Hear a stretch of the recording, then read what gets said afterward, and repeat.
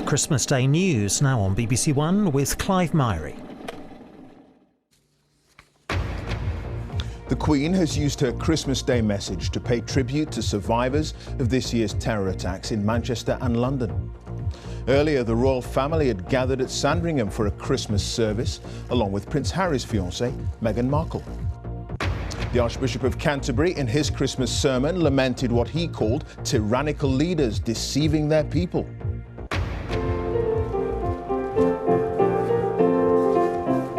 And one of London's busiest railway stations makes the most of no passengers today, providing lunch for the homeless.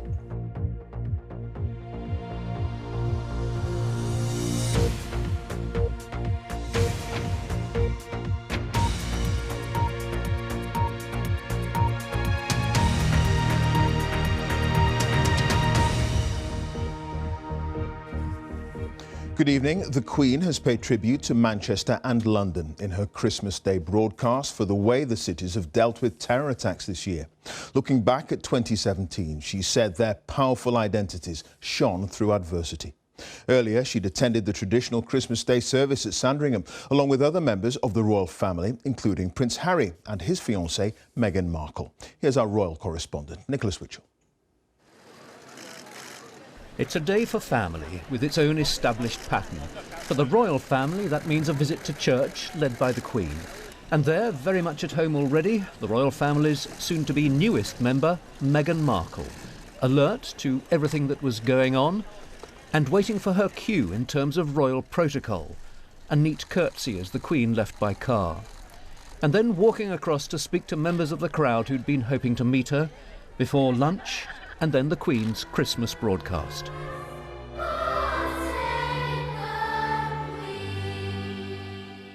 The central message of this year's broadcast was one of solidarity with two British cities.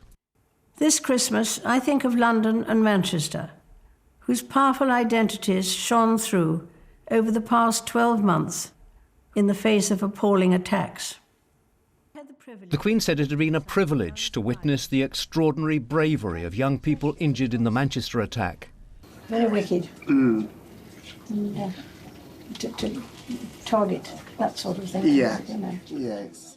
She spoke too about what she called the sheer awfulness of the Grenfell Tower fire. Our thoughts and prayers are with all those who died and those who lost so much. And we are indebted to members of the emergency services who risked their own lives this past year, saving others. Television has made it possible for many of you to see me in your homes on Christmas Day. And there were personal touches.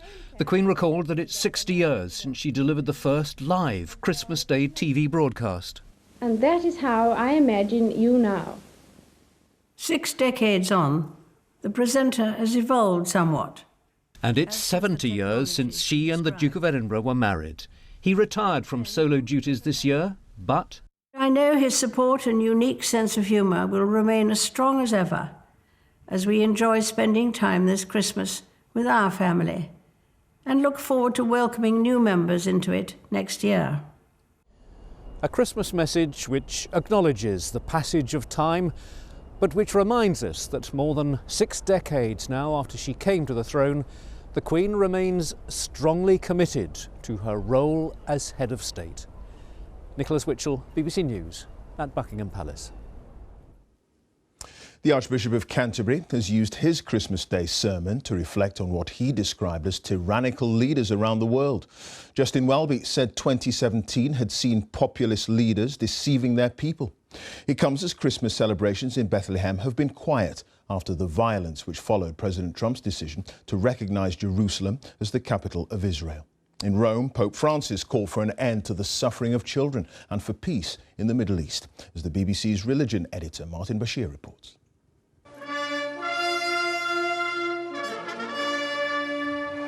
Bright sunshine lit up the Basilica in St. Peter's Square, but Pope Francis chose to focus his Christmas Day message on how conflict and oppression are casting a dark shadow over the world. He said that Christmas makes us focus on the Christ child and thereby pay attention to the sufferings of children, particularly in the Holy Land. Vediamo Gesù nei bambini del Medio Oriente. We see Jesus in the children of the Middle East, he said, who continue to suffer because of growing tensions between Israelis and Palestinians. On this festive day, let us ask the Lord for peace for Jerusalem. Signore, la pace per Gerusalemme. The Anglican Archbishop in Jerusalem, the Most Reverend Sohail Dawani, said that Christ himself wept over the city 2,000 years ago. And with Donald Trump's decision to officially recognise Jerusalem as the capital of Israel, that grief continues. When he wept at that time, he wept for the absence of peace and love in the life of people who live here. I'm afraid that our Lord Jesus is really still weeping for this city. Happy Christmas! At Canterbury Cathedral, Archbishop Justin Welby said that though Christ was born without any political leverage, he provides more freedom to individuals than the world's most powerful leaders. But midway through preaching, his own powers of speech began to fail. Unlike the budget, it's not gin. In Rome, Canterbury, and here in Jerusalem, Christian leaders have taken the opportunity of this day to challenge the wisdom of the world that they say puts power before people and has failed to protect the most vulnerable members of society, our children. Martin Bashir, BBC News, in Jerusalem. The Russian opposition leader Alexei Navalny, who's an outspoken critic of Vladimir Putin, has been formally barred from competing in next year's presidential election.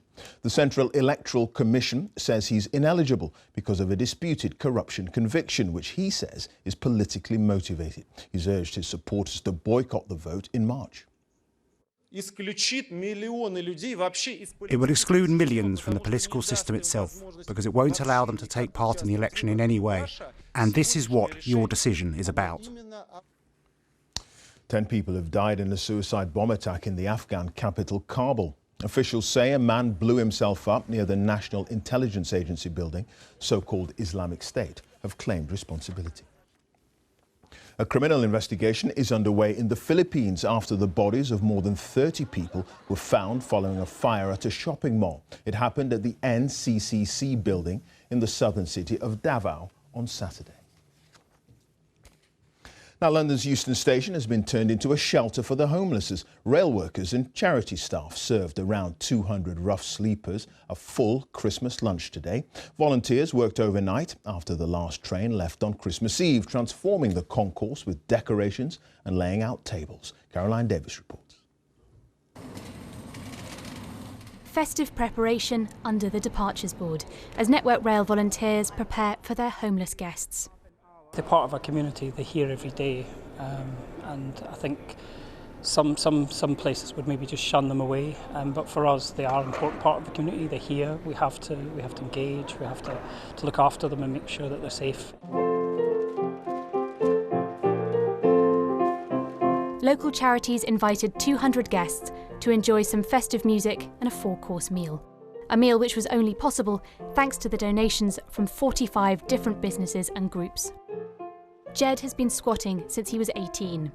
It's unique, they've got this space on Christmas Day. It's quite interesting to see somewhere like this on Christmas Day and see it put to some good use. Jesse now squats too, but spent many years living in a tent, moving around the UK. You know, it's nice and it's a nice relaxing environment. It takes out of the usual chaos of our lives, you know. As well as leaving well fed, guests were also given sleeping bags and thermal clothes to help them endure the winter cold. For these guests, for now, some Christmas cheer on the concourse. Caroline Davis, BBC News. That's it. We'll be back with the late news at 11:25. But before we go, here's a quick tribute to some of the braver souls among us who chose to kick off Christmas Day with a traditional outdoor swim. Bye for now.